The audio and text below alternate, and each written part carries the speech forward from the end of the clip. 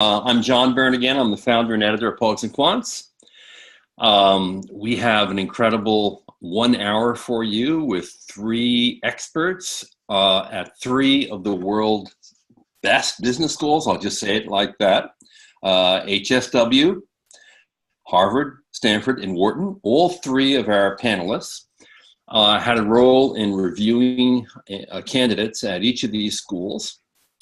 And are really well qualified to talk about what it takes to get in and what you need to do to position yourself to give yourself the best odds in your favor, really. So just a quick little introduction to Fortuna. The firm was started 6 years ago by former directors of major business schools. In fact, now they have a dream team of former admission directors of 12 of the top 15 schools. So it's sort of the place to go if you want to go through the revolving door after having done a stint in admissions at a business school. These are the folks who, in fact, looked at your files, sat across from people in interviews, and made decisions about whether to accept or ouch, ding you. So I think you'll find really very few other people who would be more qualified to help you get into a business school, particularly a highly selective one. So today we're going to have three members of the team, and we're going to start here with Judith Silverman Hodara, who formerly led MBA admissions at Wharton and has a really good and deep knowledge of both Wharton and the wider U.S. selection process, and can talk a little bit about fit, which is always an important concept. When she led the admission team at Wharton, she was basically the leader of the admissions committee. She reviewed thousands of applicants. She traveled extensively. That's what admissions people do. And she met tens of thousands of would-be applicants. We also have today Karla Cohen, who spent 3 years as associate director of doctoral programs at Harvard Business School. That must mean she's obviously very brainy. And Karla is calling her from Boston. Incidentally, we're from all over the place. I'm out here in San Francisco. Heidi, Hillis, who I'll introduce in a moment, is calling in from Chile. Judith is from right outside Philadelphia. And Karla is in Boston, as you might expect.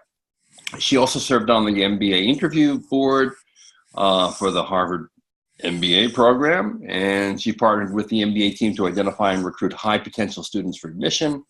Before joining HBS, Karla was a senior manager at INSEAD, where she worked with PhD MBA and executive MBA programs.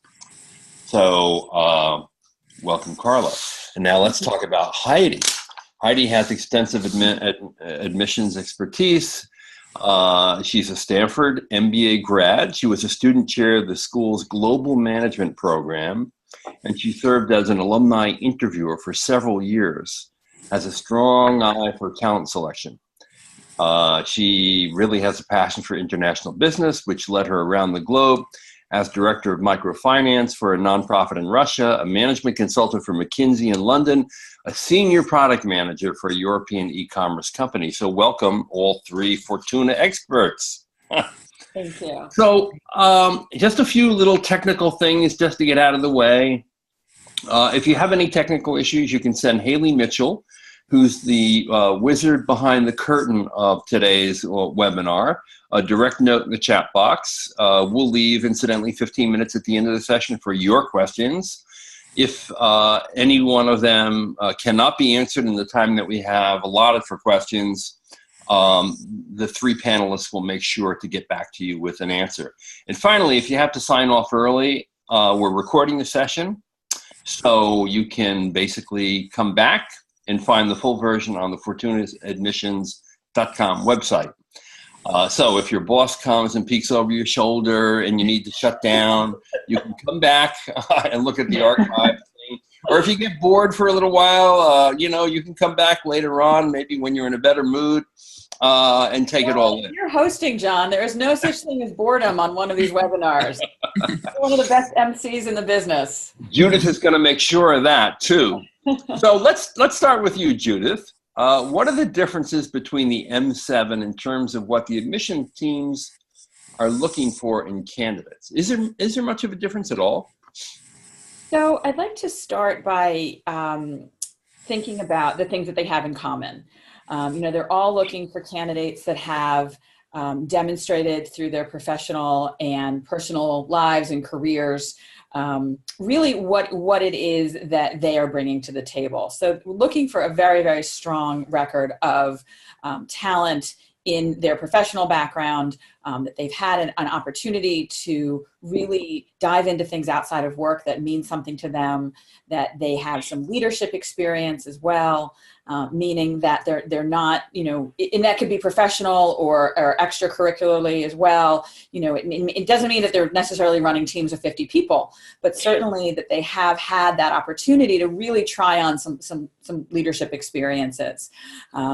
Certainly academic background is going to be very important. So the schools, all of them are going to expect that you're going to be able to walk in the doors and really succeed academically, that it's going to be that you've done the pre-work, that you're confident and comfortable from an undergraduate perspective, and that GMAT has been satisfactorily addressed. That's kind of an open-ended question, so I'm not going to talk about that with regards to each of the M7s, but that quantitative score, for some schools, is a little less important than it is for others.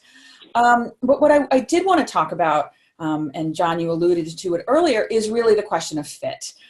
So once you get kind of this, yes, I want to go to business school, and yes, all of these schools are generally looking for me to have had, professional experience or advanced academic experience, that I have a strong undergraduate background, that I've prepared myself by taking the GMAT. What else is it that I'm going to be able to bring to these specific programs? And I'm so glad I'm on a panel today with Heidi and Karla, because each of our schools that we're talking about today have different kinds of profiles and are looking for different kinds of individuals to join their particular community. So really diving in, and I'm working with a client right now who says, I want to go to Harvard, Wharton, or Stanford. I'm like, great. Do you have any idea about what it is about each of those schools that means something to you? No idea. And it's not surprising. It is a little early in the process. It's like getting an engine starting. You got to let it run for a little while before you kind of, get to the good stuff. So my call with him tonight is really going to be to dive into each of the personalities of the different schools that he's considering. And I am not by any means, and I just saw, John, that you had an article on Poets and Quants looking at different myths of sort of, the branding of each of the schools. Oh, Kellogg is known for this, and Harvard is known for that, and so forth and so on. I want to be really careful to say that some of that is branding. Some of that are the kinds of students that are attracted to certain kinds of institutions. And also to recognize that just because Wharton, for example, had a reputation for being the place you went if you wanted to go to Wall Street, Wharton also does an awful lot in social impact management, for example, and in social entrepreneurship, which is something that maybe 10 years ago people were not as aware of. So I talk to students a lot. Don't go on what you believe to be the case about the schools. Harvard has a reputation for leadership. Fabulous. But what else is Harvard talking about? Stanford is known for entrepreneurship and innovation. But think about the other kinds of things that you might be interested in as an individual. So I do talk about, with students, and again, across all the M7s, and I'm not, again, I want to be really careful and not run down the list of, well, this is what Chicago is, et cetera, et cetera. But to recognize that your responsibility as an applicant is to understand those differences, and to also think, hey, maybe a small environment is not where I want to be. Maybe 200 people just isn't enough for me to try on different kinds of opportunities. Maybe I need 800 or 900. Or I really want to be on the East Coast, or I really see myself staying in the Midwest. These are all very important things to be considering. So I think that it is easy when you're thinking, the idea comes into your head, oh yeah, I want to apply to business school, to sort of very broadly say, this is a characteristic that I'm applying to each of these different schools. It's easier for me to keep track of if I just think that Harvard does this and Stanford does this and Wharton does this. So that the second layer of that conversation is really to be able to understand the differences. And I think that it's actually a great opening conversation to have with yourself as you begin to think about where you are, what you're interested in, and to find out that match from each of the different schools. So that's a rather long answer. which to me is a long answer to a question that should be asked at the very beginning of the process. Mm-hmm. Totally. Now, these three schools receive more applications than any other business schools in the world.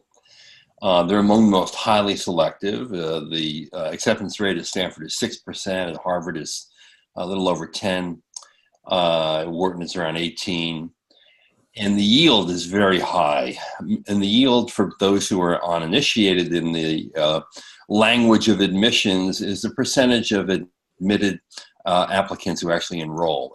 At Harvard, for example, it's 91%. So people who are applying there know they really want to attend. It's very high at Stanford and quite high at Wharton as well. So let's talk to Karla a little bit about what are the specific qualities that Harvard is looking for, and do they really differ from Stanford and Wharton? It's a great question, and it's one that there are certainly some core differences. I think fundamentally what Harvard is on the lookout for are really be defined and like distilled down to three core qualities or three core assets. And the first one is academic excellence. And so this can be articulated, I mean, it's really your credentials. So looking at your undergraduate record, your test scores, and sorry, is there a bit of or no, we're okay. I think we're okay. I'm hearing a little fallout as well. I'll do my best here. So it's really about the overall your habit of leadership is the other aspect that they're looking for too, which is something that can be articulated through the essay primarily. So you need to be able to demonstrate a consistent pattern of rising to the top in terms of your personal, professional, as well as your community engagements. Then finally, it's the mission orientation. The mission at HBS is to educate leaders who make a difference in the world. And so it's important to not only show that you're someone who's a high performer, someone who is incredibly ambitious and has a history of accomplishing things in your personal, professional, as well as the community engagements you're involved in. But to also kind of highlight what is it that really motivates you and drives you and why. Not everyone can be a social entrepreneur. So what they really want to see is that, what is it that motivates you to get out of bed in the morning? What are you really striving for longer term, not just your short-term ambitions? So you need to be able to connect purpose to a lot of what you're doing, and then be able to also connect how HBS is going to help you fulfill that purpose and serve as a catalyst for that kind of success. Karla, in all my conversations with Dee Leopold, the former managing director of admissions at Harvard, and I've had many conversations with her over the years and many luncheons and dinners, the one thing that really strikes me is how she emphasized what can a candidate contribute in the classroom. Yeah. Because given the case study nature of Harvard instruction, that seemed to be all important to her. She wanted to know that she was crafting a class where there would be a tremendous diversity of viewpoints and perspectives. And she literally asked herself when she was looking at every single candidate, what can this person contribute in a class discussion? How important is that? It's critically important. The pedagogy, the curriculum essentially at HBS is fundamentally different. They've pioneered the case method.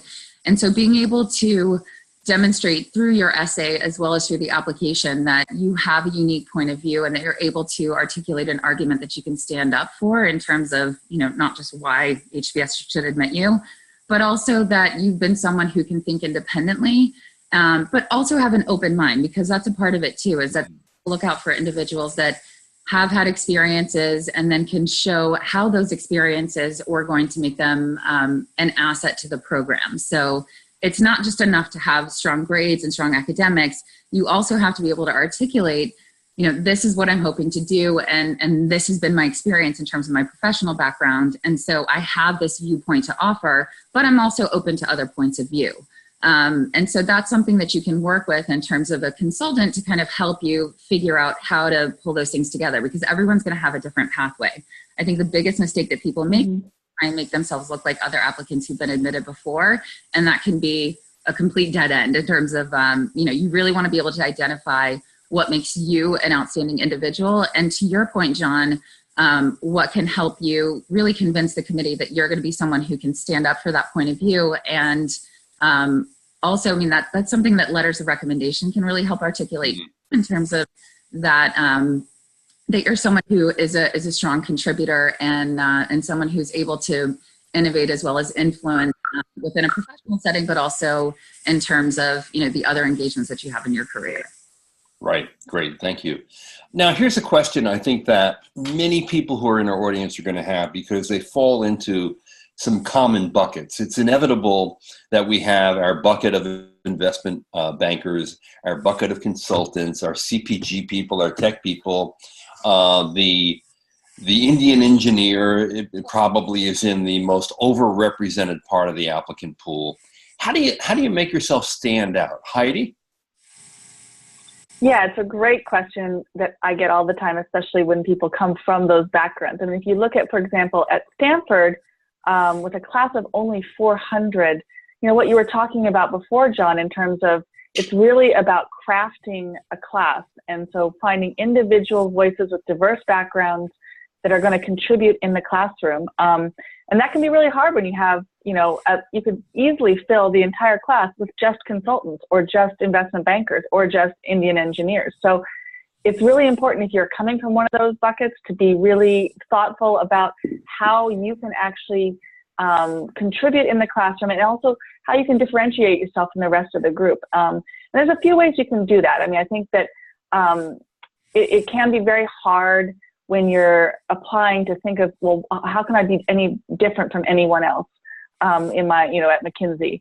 And you really have to think creatively about that. And that's part of really the threshold that has to be crossed to show that you are different in some way, that you have something unique to offer.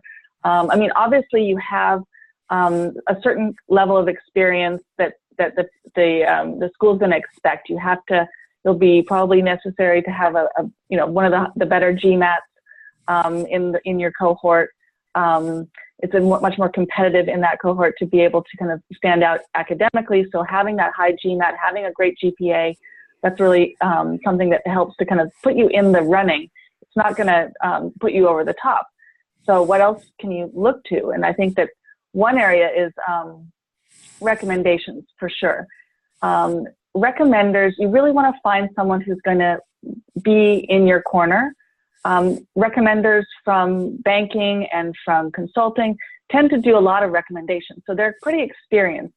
And so if you could get your recommender who's going to be in your corner and say, listen, of all the people I've ever seen or recommended, this person is in the top, say, 3 to 5% of his or her peers, that makes a big difference, because if they've done a lot of recommendations before, that's going to hold a lot of weight in comparison to, you know, someone who's just giving kind of a lukewarm recommendation. So in the recommendation area, that's really important if you're applying for one of those really competitive buckets, is to get a really good recommender, prep them, make sure that you have gone through and identified the leadership examples that can really back up what they're saying, so that they have the right material to be able to really push for you and make you kind of stand out against your peers.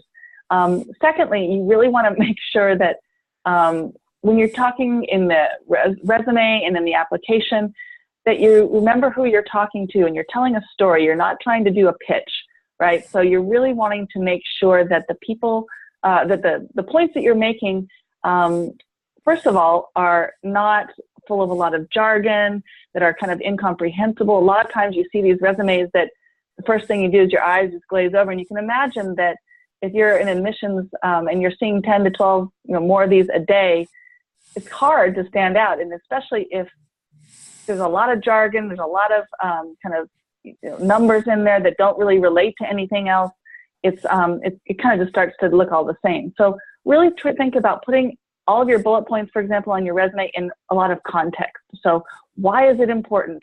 What was the impact that you had? Not just, you know, I closed a $1 billion deal. Well, how big a deal was that for the company? Was it a really big deal? Was it a small deal? What was your role?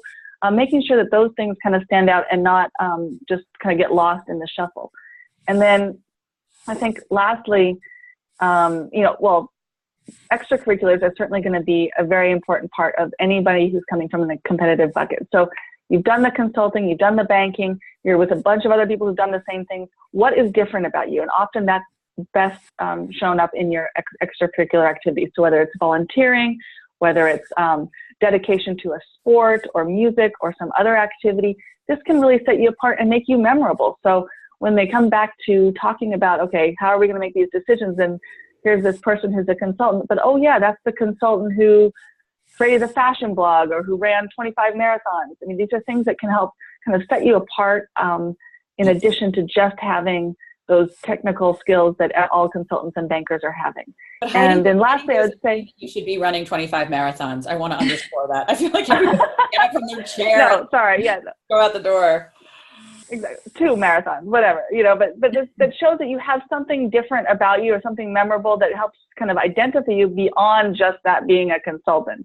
And then the last thing I would say is that, you know, really taking that opportunity in the essay to set yourself apart. Because if you're just going to go through the essay and talk about all the great projects you've done and the deals that you've closed that are already talked about, you already talked about in your application or your resume, that's going to really not do anything good for you. So what you're looking for in the essay is really to set yourself apart by showing what Karla was talking about, that motivation, those values, the things that are going to give you an extra voice, a different voice in the classroom that's going to help you stand apart. So that can be a lot of different things. And there's no formula. It can be some defining moment, a person that's influenced you. It can be some kind of, really talking about what your motivation is for pursuing the career goal that you're looking at, or even talking about some failure that you've had and what you learned from that and how you overcame it.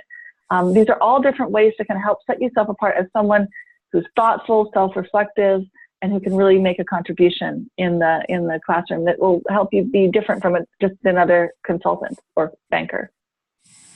Well, I wonder how important a counterintuitive extracurricular might be. Let me give you an example.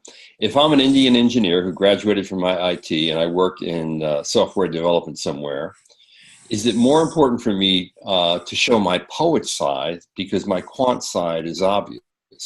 So my poet side might be, okay, I play the violin, or I'm a comedian and I work the clubs every weekend, or something like that. That basically what it does is destroy the stereotype that I'm a nerd. And if I'm I think that's really important. Profit, maybe I do bookkeeping or the numbers for an extracurricular community service organization that I'm involved in. So now I'm not perceived as a softie because I'm engaged in activities that give me some quant cred.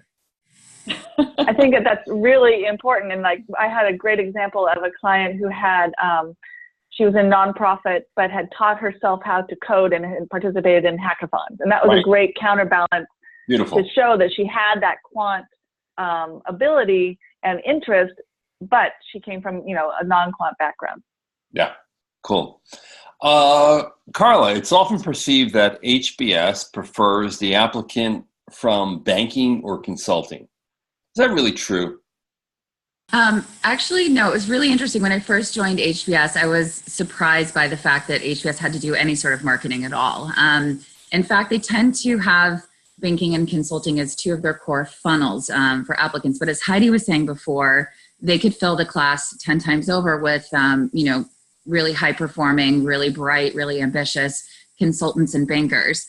And I remember one of the initial conversations I had, it was like, find us someone in mining or find us someone, from any other sector, because outside of these sectors, there is underrepresentation, whereas in finance and consulting, there's overrepresentation. So it's more difficult to compete. You can think of Aldrich as a classroom. They're going to have 11 sections of 90 individuals, and they want each section to be as diverse as possible. And to your point about the case method, having a diverse set of experiences and viewpoints to contribute to the classroom in a way that is going to make it more enriching and more educational in terms of like being able to be industry leaders or, future CEOs across a variety of sectors. So, it can be helpful and advantageous to come from a different sector.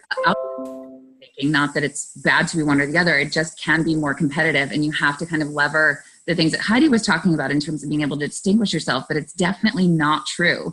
In fact, a lot of the marketing efforts that I've seen HBS focus on are really helping people, to help convince people that like we are interested in your background and your profile, even if you're outside of this. So for example, other than mining, retail, tech, and even emerging industries in data science and artificial intelligence, cybersecurity can be, and even healthcare are areas and sectors that the committee is eager to receive applicants from. So it's certainly not true that you have to come from one of these two sectors in order to be competitive or appealing to the committee.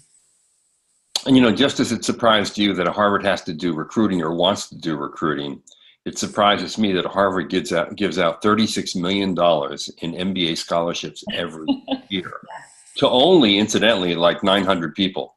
Half the kids are on fellowship, half are not. So think about that. 36 million spread over 930 people. Wow. So if you're worried about, paying for this thing, let me just tell you, there are competitive wars and really good candidates get money. So Judith, let's go to you. I know that we've had conversations before about your role at Wharton, and one of the hardest things that you had to do was basically turn down really good, outstanding people. And true enough, we have this thing called the ding report every year. We have people who've been dinged and they're on the floor. They can't even believe they were rejected by great school. And then we try to figure out why they were rejected. And to be honest, a lot of times we can't tell because the stats are off the charts. Mm-hmm. These kids are incredible. They've worked at McKinsey, Bain, BCG, JP Morgan, Goldman Sachs, Apple, Microsoft. They come from Ivy League or near Ivy undergraduate schools. They have great jobs and records of promotion, high GMAT scores, and they get turned down. How did you, when you were making these decisions, decide this is the McKinsey person I want, and this is the McKinsey person I didn't want, or this is the Goldman Sachs person I want, and this is the person I didn't want? Those ding reports, I'm sighing because they're so hard to read because I know what went into those decisions. And so it is a very collaborative process. And what I actually appreciated that about admissions committees. There's really not one person going through the room with a red stamp saying yes, no, yes, no. There's a lot of discussion that goes on between admissions directors in that room and going through each of the individual applications. And usually how it works is that you kind of have your day in court, so to speak, so that you're represented around the table and that someone's going to say, okay, this is the file, this is the case, this is what I'm presenting. And then you kind of go to the next person. And really, although we've been talking a lot about buckets and we've been talking a lot about, John, I felt like you were going to do the ABCs of like major organizations that send people to a business school. But the applicant is so much more than what they do for a living. You're really, I sometimes would talk to the admissions officers in our office and say, just like close your eyes and just take out the name of the organization. Think about what that candidate is doing. What are some of the actions that they're involved with? What are some of the responsibilities they have? How do you feel that these responsibilities are then going to impact their engagement with our community? So if you kind of strip away the trappings of, I work for X firm or X bank or X organization, how are you impacting that organization? And then how are you going to impact the school moving forward? There's no doubt that it is almost impossible that all things are never equal. That even the same GMAT from one person to the next is going to look really different when you add in experience at work and experience with extracurricular activities, the ways that they express themselves, the ways that they're self-reflective. And that committee room frequently became quite heated because you're really trying to build a class. And I'm sure everybody that's listening to this discussion has heard that over and over and over, but it is true. You're not just sort of plucking one individual and saying, here, go to business school. You're thinking about how that individual is also going to be with 800 other individuals, really building, if you want to look at it like building a town, you get to put those inhabitants together in this village for 2 years. In some cases, the village is a little smaller, like Stanford. In some cases, it's a little bit bigger. So thinking about all of those different traits and characteristics, and also, as Heidi was mentioning early, earlier, the ways that other people have reflected on their candidacy as well. So letters of recommendation are going to be incredibly important. Really trying to get a full picture as much as you can in a couple of 400 words essays and a resume and an academic background and letters of rec. What is it that they are going to be able to contribute, and how are they going to interact with the other people that they are in that community with? It is an art. It is not a science. And that's something that you'll hear a lot if you're applying to business school. So there's no right answer. You know, do admissions officers make good decisions? All the time. Do they make decisions that they wish they didn't have to? All the time. And sometimes it is a question of, you know, how we want this class to be balanced. We don't want to have 500 people that have all done the same thing for a living, or all come from the same academic background, or all majored in econ. How do we balance that with bringing in people from different backgrounds and different perspectives? So although on paper, those ding reports are, you kind of have a head scratch on it. Like, how did that happen? He's got an 800 GMAT and a 4.0 from this school and has been working at this organization. But what doesn't necessarily show up is how that then plays with the other people that are going to be entering the class. And that, I think, is the toughest part of being in admissions, is the fact that it is not simple calculus, and that it's really trying to intuit what's going to happen when you stick these people in a room together. And that you'll, you know, for those of you that are just entering this process or have been through it once, you know that schools ask very different kinds of interview questions. They want to know how you're going to interact with one another. More and more schools are trying to find out what your group processes in engagement and interaction is going to be like. So these are all sort of the other ways that schools are considering, how is it that we're going to have you as part of our community for 2 years? Right. The one thing that I believe, though, is if someone really wants to go to school, that there are a number of opportunities for them. And I say to people, be happy with your third choice, because that could be where you're going to go. And it's great to have a lot of aspiration, but it's also important to be exceedingly practical. And if going to business school next year, for example, is your goal, please make sure that you have a pretty broad swath of schools that you're considering, just because of what I'm talking about with this process, again, that is really about figuring out how people are going to come together within this community. Okay, that's great. Heidi, it does take a village, but does it have to take a village of high GMAT scores? So at Stanford, the average is now 737, which almost makes me want to fall on the floor and faint. Is it even possible to get into Stanford with a below 700 GMAT? And if it is, what in the world do you have to do? Walk on water? Yeah, it's pretty incredible. And I think that there's a bunch of stuff that's happening there. I mean, first of all, it does mean that there are a lot of people with, 750 pluses who are in that curve and who are kind of pulling it up. It is true that they've changed how the GMAT works in the last several years, and that is kind of inflating a lot of these scores. So that's partially, I think, what's happening. But to your question, there are, the range at Stanford is from 610 to 790. So you do have people, and quite a few people on that lower end. And I've worked with clients directly who, underneath 700 who get in.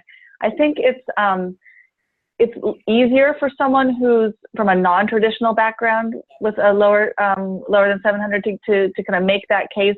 It is harder if you're coming from a really competitive bucket, whether that's the Indian engineer, the consultant, or the banker, to kind of explain why your GMAT is kind of below the curve. But if you are coming from a non-traditional background, it's definitely something that can be overcome, I think. And part of that is trying to figure out what are your strengths. First of all, you have to address it. I think you have to really address, talk about why potentially that GMAT was low and why it's not representative of what you are capable of.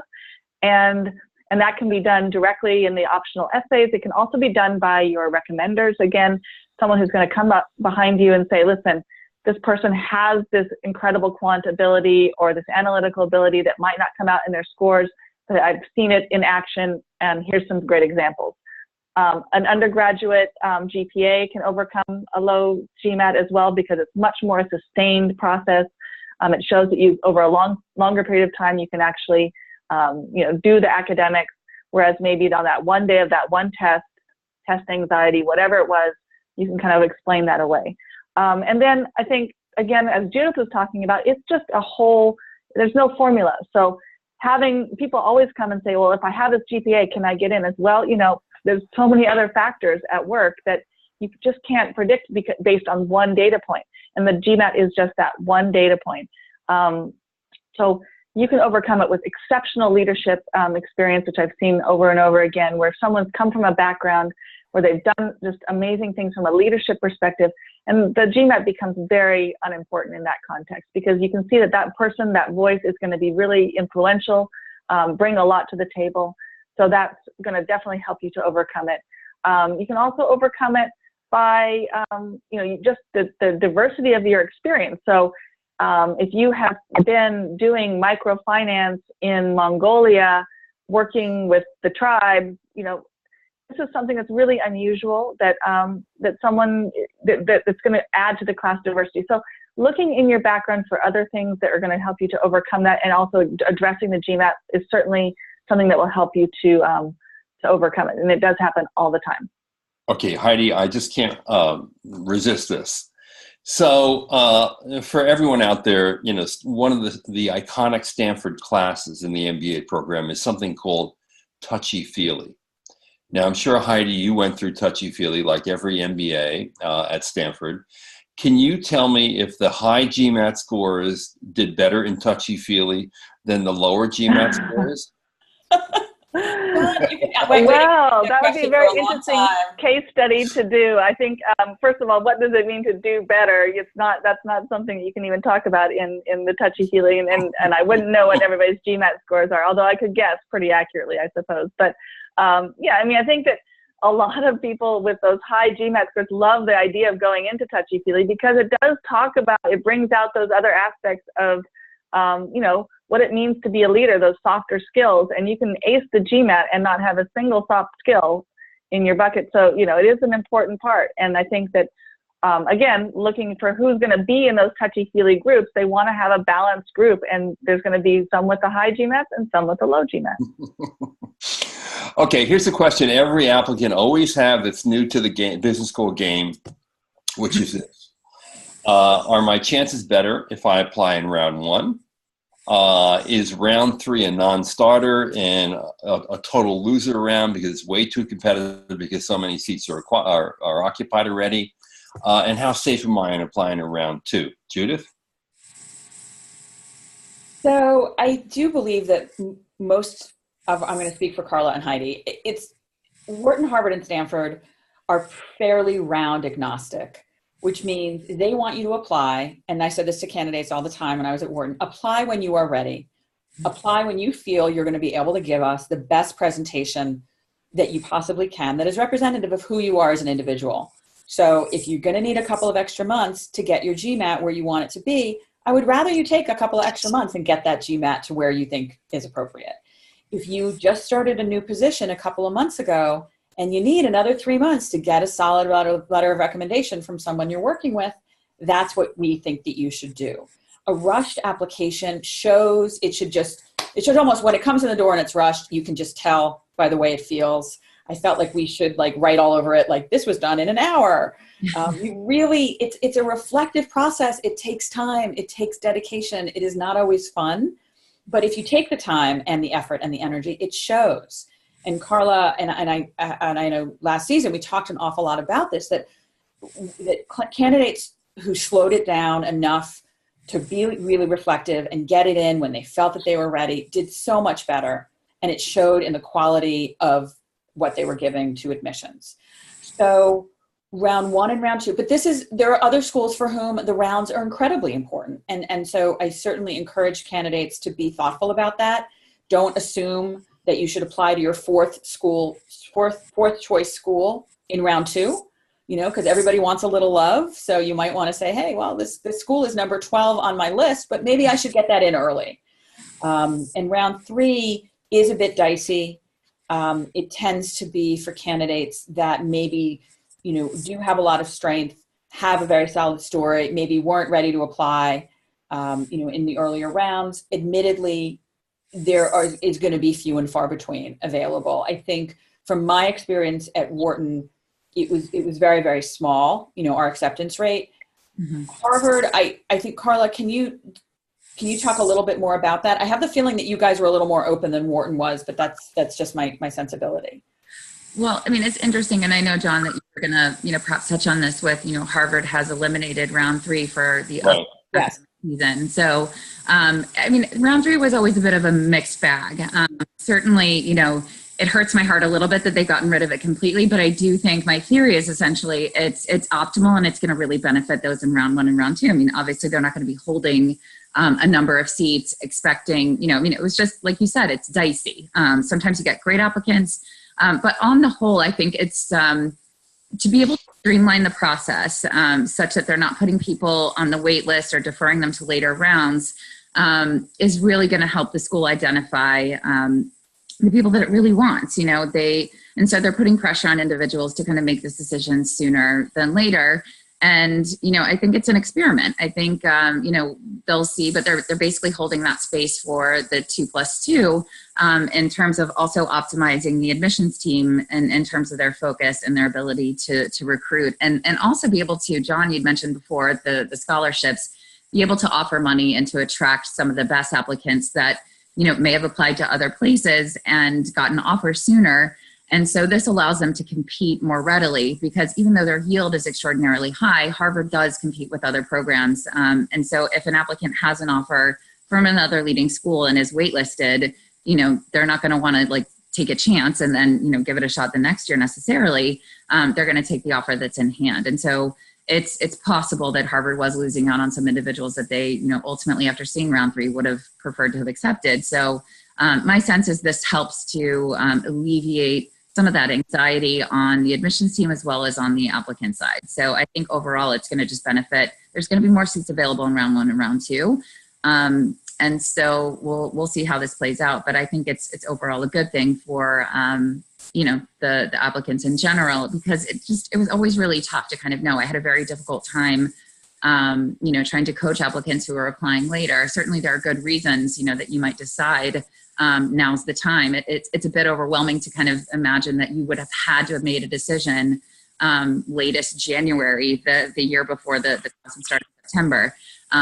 But at the same time, I think if you haven't really figured it out at that point, then perhaps you're going to have to wait a year. So it'll be interesting to see how this plays out. But I think on the whole, for those that are looking at round 1 and round 2, it's a great thing. Yeah, I mean, one thing it means is fewer people on a wait list because Harvard would carry into the 3rd round a lot of people on the wait list from round 2, not knowing exactly what they're going to get in round 3. Exactly. That all goes away. And what goes away is this cascading effect on other schools because a lot of other schools often held back, hoping to get the people, frankly, that Harvard turned down. Mm-hmm. And they may have been a little more reticent on offering some spots. I know that's true at a number of schools, maybe not Stanford and Wharton, but a number of the other schools. Yeah. And that's going to go away, allowing those other schools to probably make decisions a little quicker and faster. Mm-hmm. I actually do think it's going to hurt Harvard because there are some applicants who come to the game late, and it's not because they're lazy, and it's not because they haven't been thinking about it.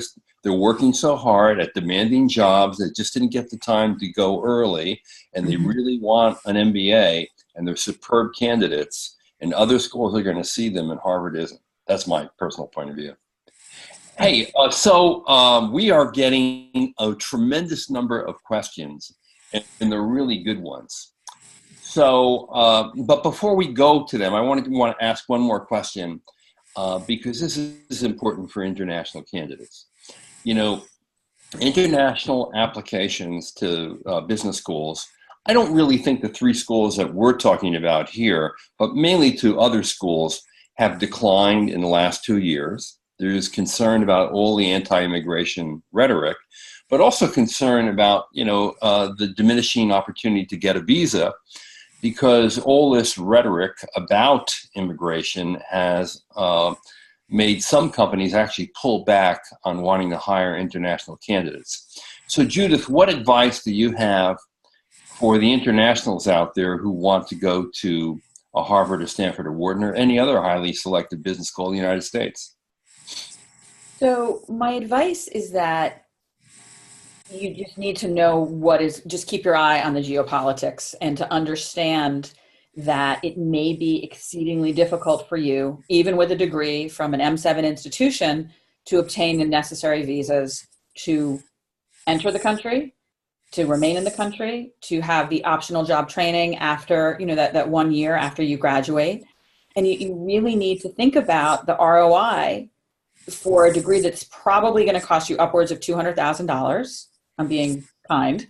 And then being able to either bring that back to your home country and earn enough to pay for that degree, / if you want to stay in the United States, what are your other kinds of options? So I know that your question, John, was, in the US, but we're seeing a lot of candidates who are heavily considering schools in Europe because they want the MBA, and the European entries and the visa issues are just don't compare Right. to what's going on in the United States currently. So I don't tell people, I never say, this is a double negative, I never say don't apply, but apply with your eyes open. And just because you are admitted doesn't mean that you're going to have an easy time getting what you need. We know that he's in the government, the president is going to be dropping certain countries considerably from the numbers of entry visas. It just was out last week. So if you're coming from that region, how does that affect your candidacy and your interest in coming? And then also, without a doubt, you want to have backups in other regions of the world. Like if you're thinking about INSEAD, for example, there's lots of different places you can go and get an INSEAD degree, both in Singapore and in France. And I think that that's important to keep in mind. So for us as educators and admissions people, I think we're very concerned with making sure that you're going to be able to use that degree, and it's not a question of recouping what you paid, but allowing it to help your professionalism continue to develop. And so can that happen in your home country? Yes. Can it happen in the United States? These days, not as easily. And again, just encourage everybody to keep on top of that as much as they can. Yeah, that's really good advice. I will say that if you can get in the Harvard, Stanford, or Wharton, I really wouldn't worry about it. Here's why I wouldn't worry about it. Because even if you can't get a job in the U.S., the truth is that wherever you go in your home country, you will stand out from the pile like no one will stand out, because so few people have degrees from Harvard, Stanford, or Wharton in many of these other countries. And so it's a real big thing. And it's, you can look at the short term, and I would just say this too will pass in the United States. And if you're applying now, and we'll get out in 2 years, you just might find a slightly different environment in the United States than the one that exists currently. Let me put it that way. Let's go to the Q&A, because we got some great questions here. Okay, how does age factor in the application? Who would like to take that? A tricky one. Heidi? Yeah. Karla. No. Karla's going for it. I think depending on the school, like my experience at INSEAD was that, the average age is much higher. So it was uncommon to see someone with fewer than 5 years of experience applying to the program. So 29 was more of the average. Whereas at a place like Harvard Business School, you see a lot of 25, 26, 27-year-olds that are ready and have the experience to be able to contribute to the classroom. So it's not so much about a specific number. I mean, again, being able to communicate your experience and what you've learned. Some people who can work at a place like, Google or Microsoft or Amazon might have an accelerated experience and perspective that someone who, might have been through, a more basic or longer trajectory in terms of their career. It's not just about the numbers in and of themselves, but more about being able to articulate why now and why is an MBA in my career going to really further accelerate my progress, but also be able to catapult me to the place that I want to go, and that I've been able to demonstrate an ability to essentially get to with a degree. So I'll let Heidi comment further. So why I think that's I was just going to say, why does Harvard and Stanford, obviously, they like students that are a little bit younger? And they have well-established deferred admission programs for undergrads that sort of illustrate that point. Yeah, I mean, I think what Karla was saying is right. I think there's just, it's kind of the sweet spot of where they feel like they can have the best impact on these people's careers. And so if you're applying later, you really have to demonstrate that it is your sweet spot at this time. And, you have to think in terms of the school. Their objective is to make sure that you have a great career path post MBA. So what kinds of companies are you going to be targeting? What kinds of roles are you going to be targeting? If you're coming in at a very senior level and then going beyond to go back at an even more senior level, those aren't the kinds of jobs that companies are recruiting for on campus. So if that's the case, you really need to lay it out to the admissions committee of how you are going to pursue that career. What is your network going to contribute to that? How do you see that playing out? Because they will be worried that you will be dissatisfied with the recruitment process when you come in. So it's kind of on you to set out a very clear career vision and how you are going to pursue it much more so than a younger candidate. Great. Now, how important is a promotion at work? That's a really good question, because the question comes from someone who's in a firm where the promotion cycle is slower, who has not been promoted even once, and he wonders, how can I mitigate that in the application if, in fact, promotions are important? Judith? I would say that anything that keeps you up at night, that you're worried about, that you're afraid about, that's my first question, actually, when I talk to a candidate, a prospective applicant. I said, what keeps you up at night? That is an excellent thing to be addressed in the optional essay, because you can simply say, I wanted to let you know that promotion cycles at my company are quite slow. Typically, this and this and this happens at the time of application. I know that I'm under review. However, I also recognize that my candidacy may not have the number of jumps that other candidates would be showing. But then you also need to make sure that your recommender is saying something along those lines as well, so that the recommender is saying, that Melissa is the greatest that we've had due to the slow promotion cycle. You're not going to see that in her title, but I can tell you from experience that she's had tremendous impact on the organization. So you want to have both your own recognition that this is a concern and one of your recommenders to address it. And the optional essay for all schools is the place that you want to park anything like that. It is not the place to retell your story or anything like that, or to re-promote yourself, so to speak, but it is the place to sort of address anything that you may be concerned about, such as this promotion question.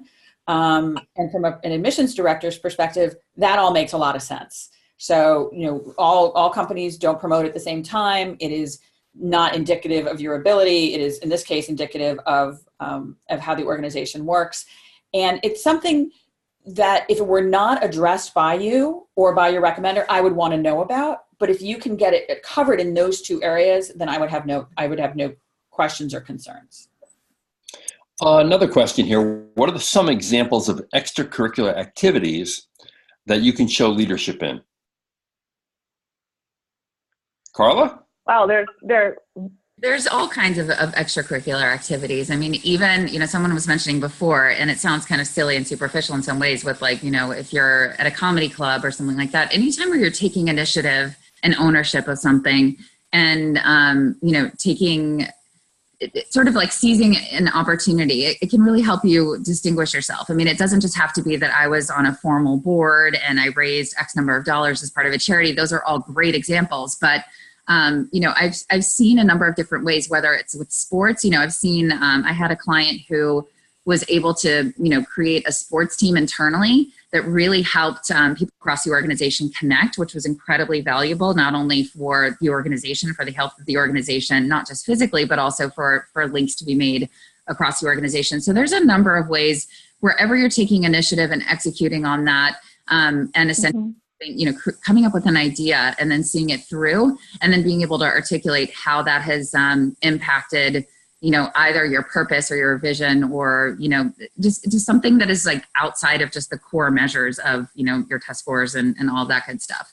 You don't have to have like curate Ebola in your free time or anything like that to be able to stand out. So I think it can also be just a great opportunity to stand out relative to your peers when you are outside kind of the standard, these are core things that people tend to do.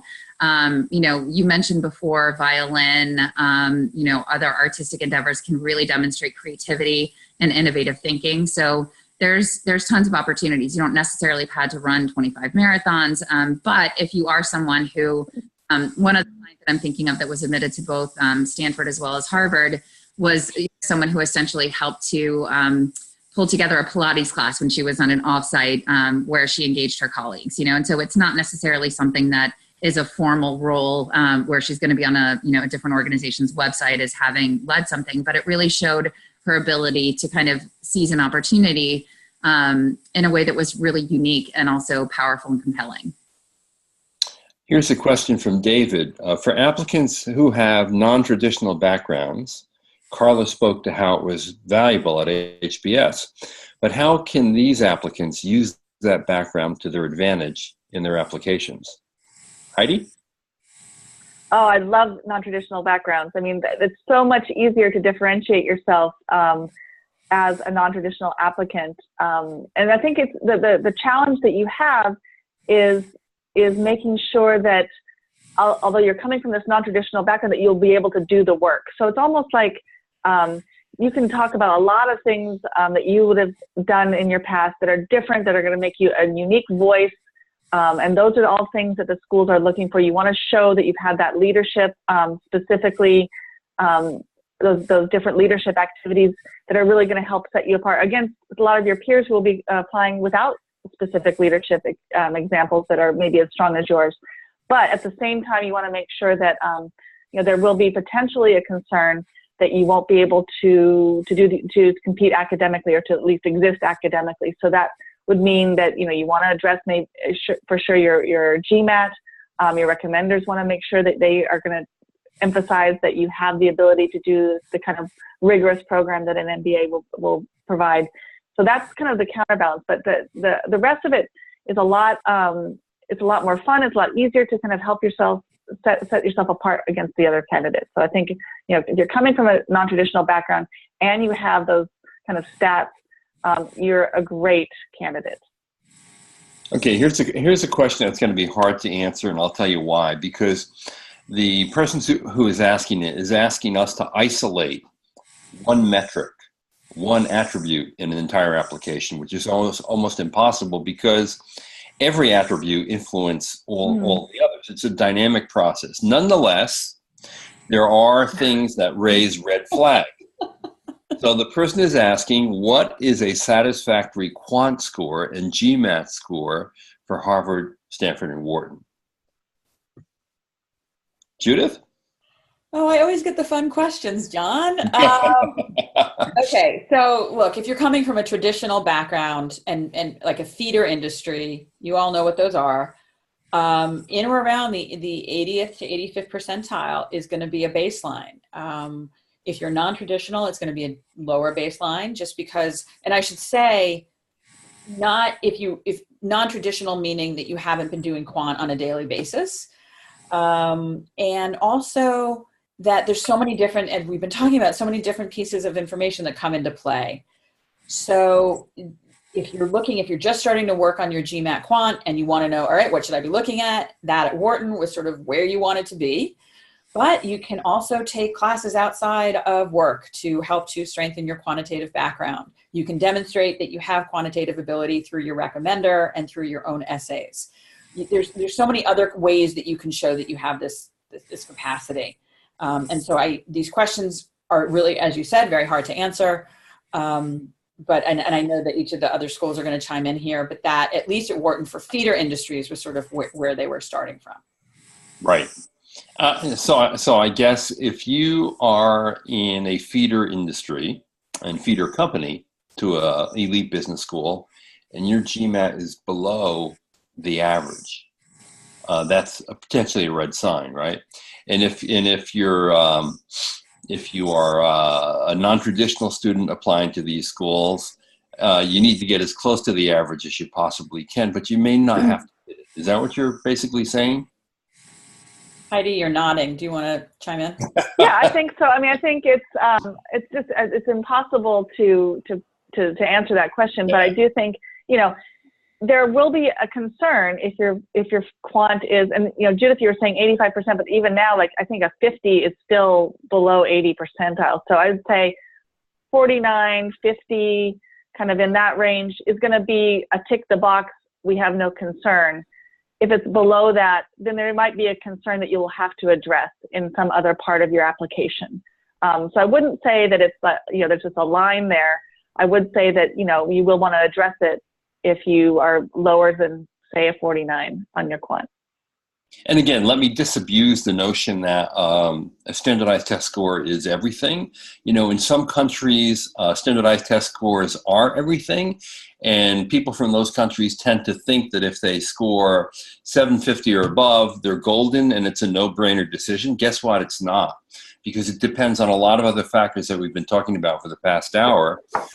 And it's not just a high GMAT score that can get you in. And in fact, a high GMAT score could actually get you disqualified because immediately there may be some suspicion that if the rest of the application isn't really well-rounded and complete, that you're a nerd and they don't want nerds in the classroom, right?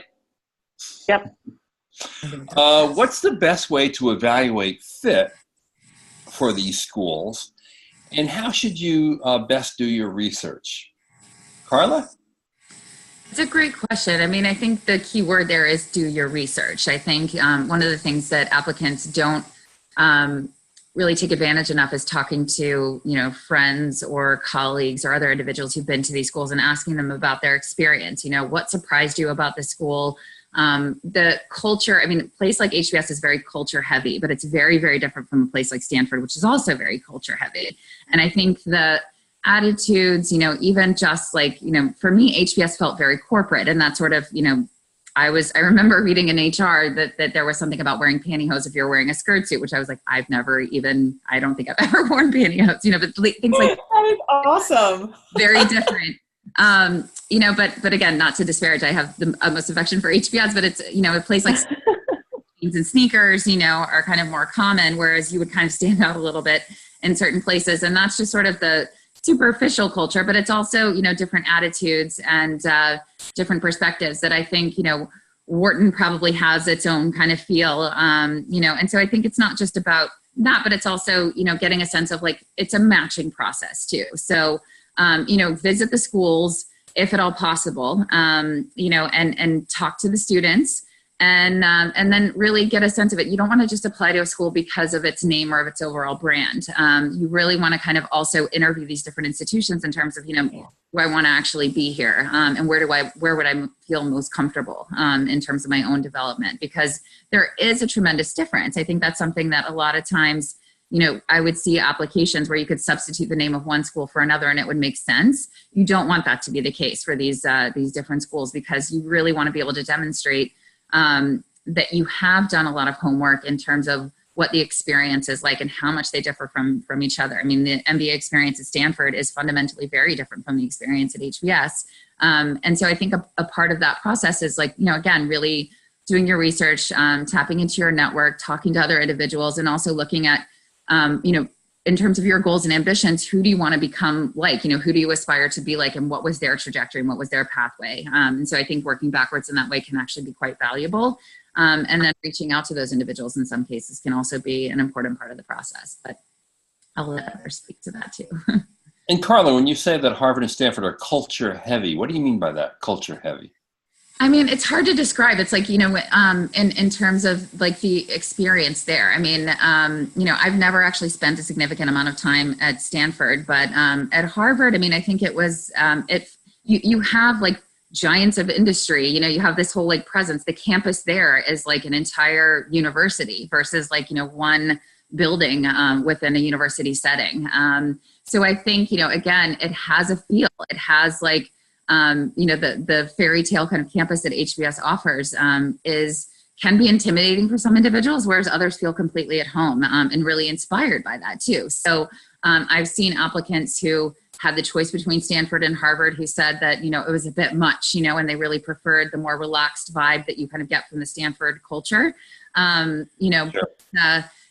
It really just, it's hard to kind of, identify as one specific thing, but, go visit and get a sense of, how do you feel in that kind of environment, in that community? It's a residential campus too, which I think is unusual for a lot of business schools to be on campus and to have that whole experience. And then also because of the executive education arm as being such a powerful force of that, you are going to have titans of industry kind of walking around campus. The dean lives on campus. You have the dean's house there. So it is its own universe in a number of ways. And I think for a lot of people, it's very appealing, but there are some individuals who said that it was maybe too formal or, things like that it was too corporate.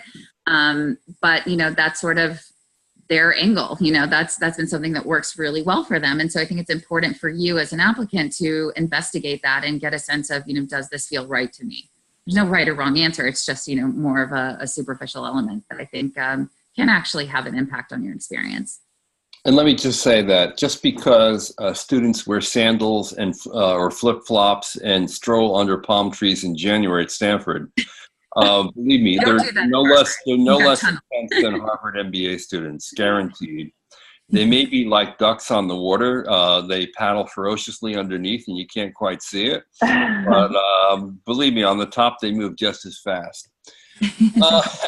How do you make your resume stand out and show the impact you've had, especially if you do not see the direct impact of your day-to-day work on increasing the company's profits?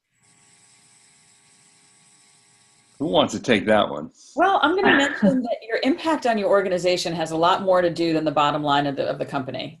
And you really want to make sure that you're thinking about not only bottom line, I understand that part of the question, but, are you mentoring? Are you leading? Are you developing? Are you thinking about? Are you creating? All these other verbs that are so much more important than save the company $200,000, right? So anybody can save the $200,000, theoretically. What did you do?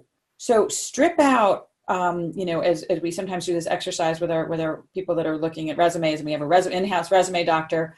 Strip out what the bottom line was and look at what the actions were, because those verbs are incredibly important to telling your trajectory within the context of your organization and your responsibilities. So if you've been for somewhere for 4 years, you may not have had a lot of impact in the beginning, or you may not have thought that you did, but you now have people that you're teaming with, or you're mentoring, or you're developing, or you're thinking about.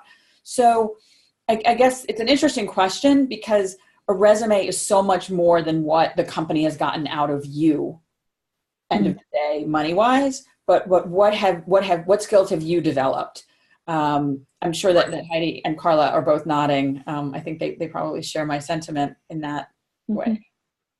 I mean, I think fundamentally looking at a resume as a highlight reel of your achievements is the best way to kind of, position it, because it's very different from speaking to, it's not like you're applying to another job within the same industry. You're speaking to an admissions committee. And so, getting rid of jargon and things like that. But you're right, Judith. I think impact can be measured in so many different ways. And I think it's less about, it's not always a dollar sign, right? In terms of different initiatives, like the one that I mentioned before with enhancing morale, you don't measure that on the balance sheet necessarily. So there's a lot of other ways to communicate your impact outside of the money that you save your organization, for sure.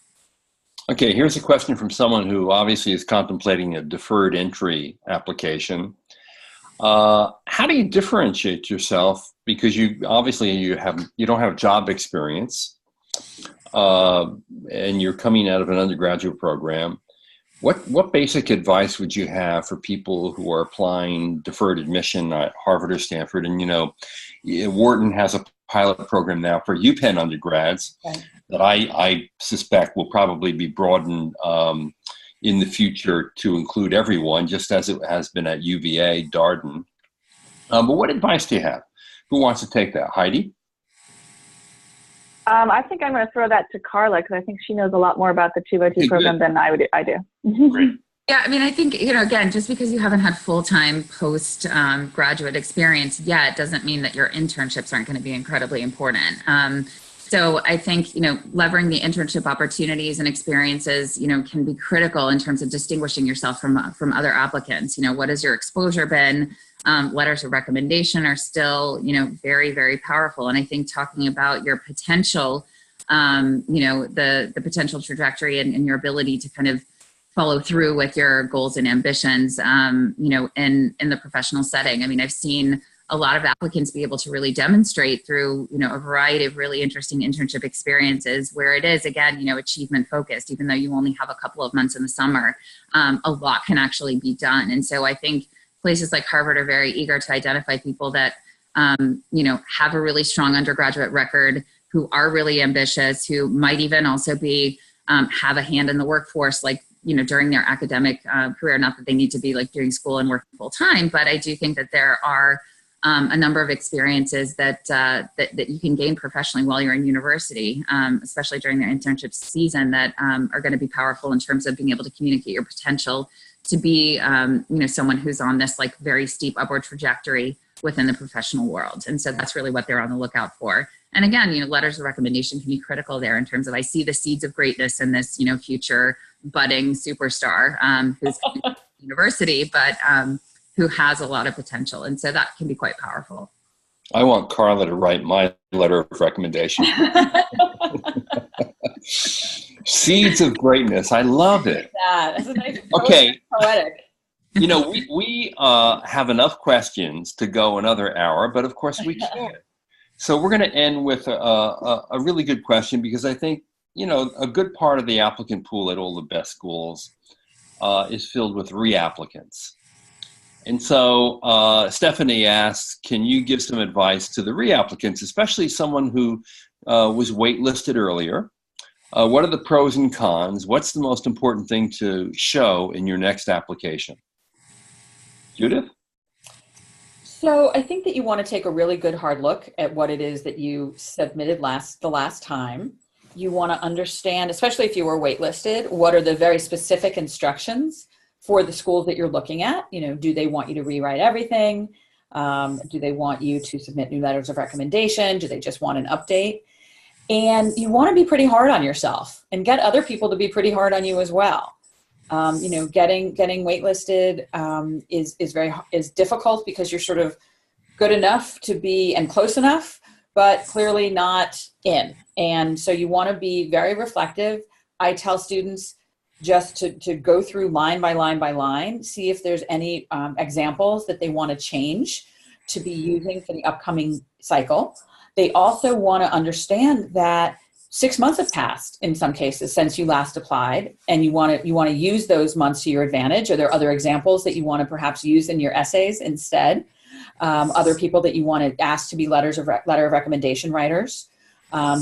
And again, I want to stress that each of the schools has a very different policy for waitlisted candidates that are reapplying versus, in some cases, reapplicants that were denied first time around, and that it's really pivotal to be able to understand, are there things about your candidacy and the understanding and your understanding of the school that have changed since the last time? It may also mean that you decide to apply in round 2. That if you just got denied last month, you want to give yourself a little bit more lead time. You could certainly apply in January to sort of allow that trajectory to broaden and perhaps some more self-reflection to take place. So it's a tricky question, because sometimes it is predicated by what did you hand in the first time? Are there threads that you would want to use again?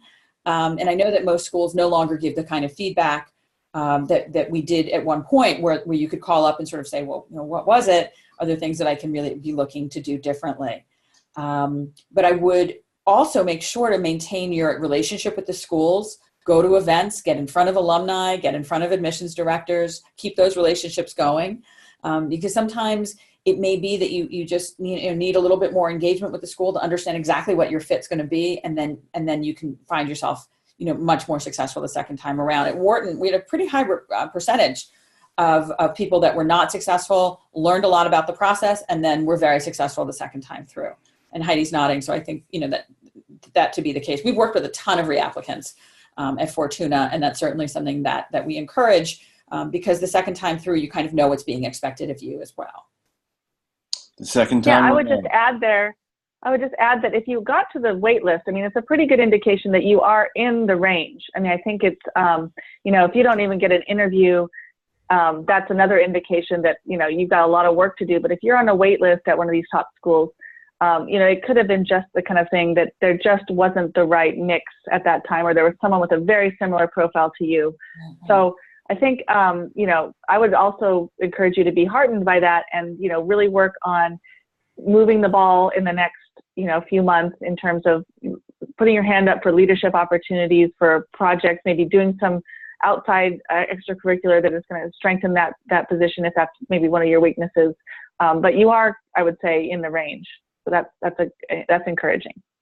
Yeah, I would also just add very quickly that I wouldn't say that, you know, being waitlisted is, I had an applicant who said, like, why was I dinged? And I'm like, you actually weren't dinged if you were put on the wait list. They saw you as having the core ingredients of being successful. So, you know, reapplying is certainly within the realm of possibility in terms of being able to get admission. But if nothing has changed from the time that you first time to the second time, then nothing is likely to change in terms of the outcome. So you do want to have something to add or some other achievements to highlight or something to be able to contribute, not just recycling the same kind of application. That is a waste of time.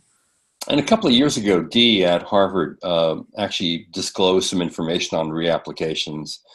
And I know we wrote a story on it in Poets and Quants. If you want to look at it, just look for reapplications at Harvard Business School. But the point that I remember is that I was really surprised at the large number of reapplicants at Harvard who got in. Yeah. But